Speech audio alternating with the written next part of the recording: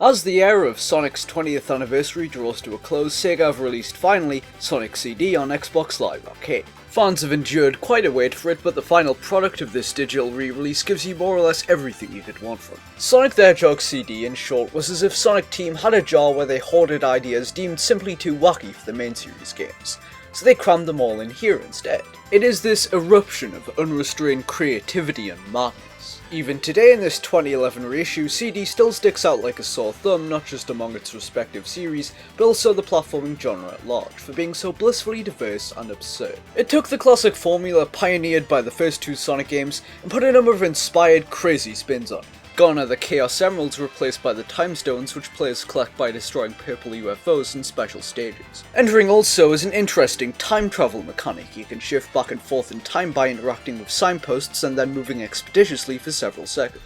By warping to the past and destroying a stage's robot generator, the Badnik threat recedes, thus creating a good feature for that zone.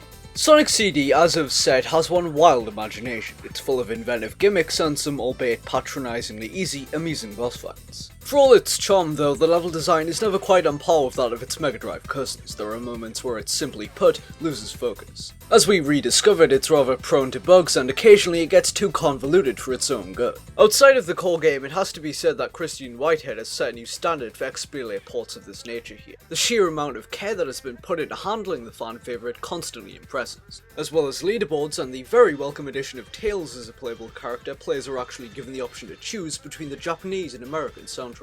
Widescreen support and new visual modes round things off, making an already first-rate presentation even better.